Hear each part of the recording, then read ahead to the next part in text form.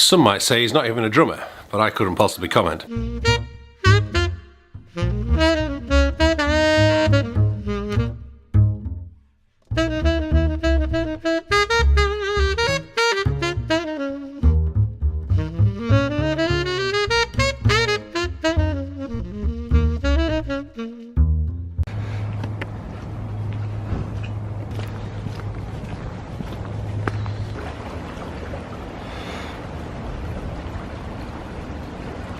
Good morning to you, welcome to today's vlog. It's one of those damp winter mornings that just seems to play havoc with my asthma. The drone didn't work over the weekend. I had some really lovely footage over the beach at Fleetwood. Completely just didn't work. So I've recharged the battery, I've checked the connections. I'm hoping it'll fly okay here. I was umming and ahhing about getting a range extender anyway, but let's just see. I need to make sure it works first.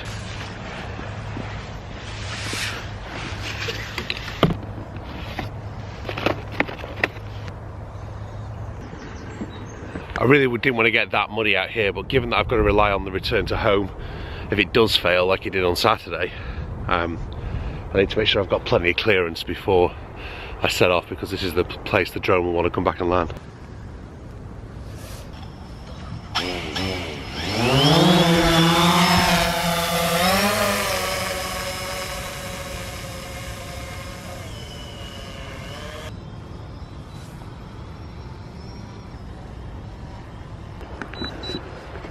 No radio controller signal there.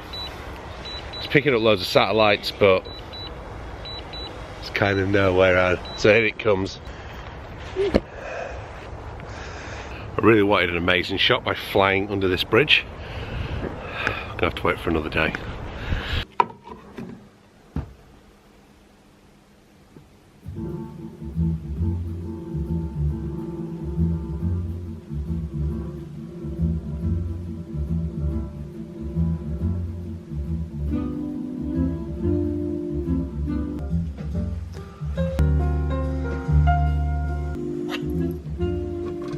I always wish I'd paid more attention in Mr. Hallett's technology class when it comes to soldering, because I'm really crap at it and it's not messy. Pigeon is what somebody else used to say about my soldering. Anyway, so what happened was it just wasn't a great connection there, the wire, so I resoldered the wire onto the socket, and I'll try and put the socket on later, but I have just ordered the range extender anyway, so this will be a temporary solution. Hopefully the range extender will change. I need to go on some practice.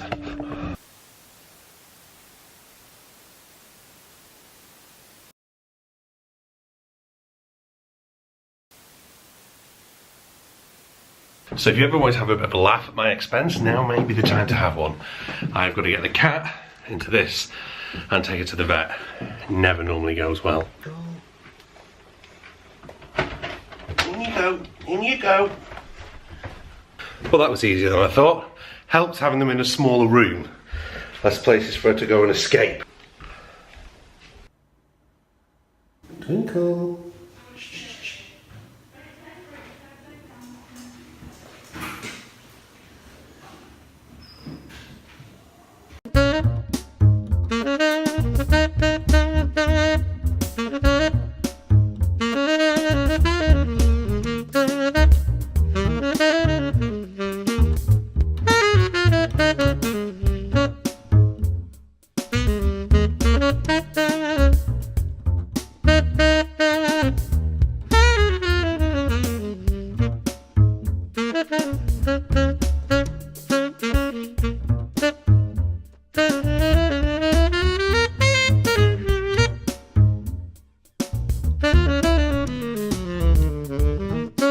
So the nice pop culture reference there. Well, Ringo Starr. Some might say he's not even a drummer, but I couldn't possibly comment. Time for a very quick Q&A.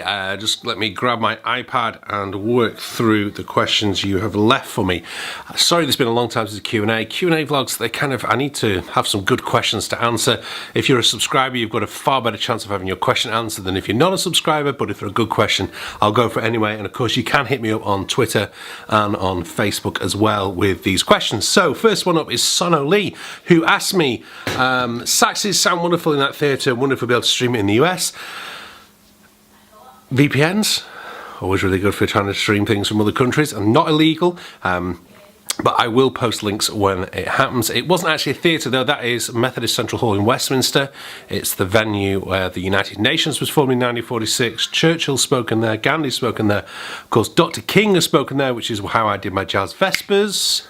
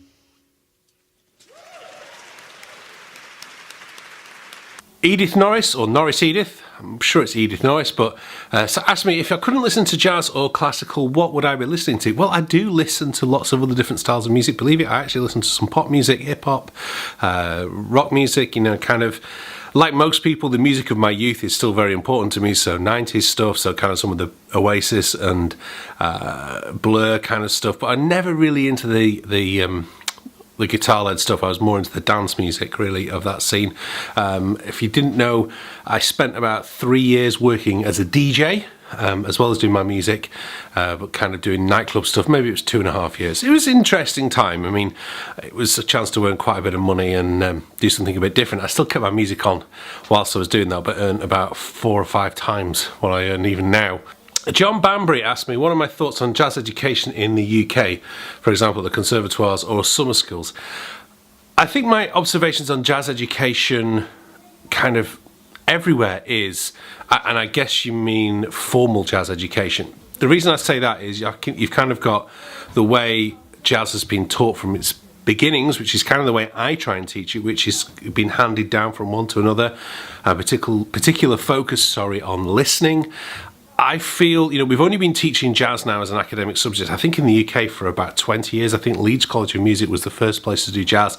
Certainly when I was looking at studying jazz, it was the only place I could study jazz in the UK at that time in 1997. It's moved on, it's getting better. I don't think we've got it right yet. My biggest education, the kind of biggest turning point in my life for me was the first 3 days I had in New York City, and I understood why Branford Marsalis was so keen to get me over to New York. Nowadays you can stream things, you can watch things, but I don't think you can substitute for being in New York or possibly New Orleans. At that time, New York was kind of the education I had, and I think if you watch Luca's interview, it was the same kind of thing for him. I suppose, John, if I was to cut to the chase with my answer, I would say, number one, it's so much better than it was 20 years ago, and I'm so thankful there are so many courses doing so much great stuff. Number two, we haven't got it right yet, and we still need to refine it, we still need to get it right. But think about it, that's 20 years of jazz teaching over an art form that's been around for about 120 years. You think how long they've been teaching classical music? 300-400 years. They know, they've kind of got a grip on how to teach it now. I don't think we're quite there yet with jazz. Gabriel asked me, what advice would I give on improvising over rhythm changes? Well, kind of what I just said in the previous answer. I would definitely suggest transcribing lots of stuff. I think I said a very quick comment there, transcribe Lester Young, but also as well work over the changes. So kind of get that 1-6-2-5 idea going around, understand what's happening with those changes on rhythm changes. I'm not going to grab a horn now because Charlie's going to bed, but you know, kind of just running the chord tones in time with something, a bit like I was doing on anthropology.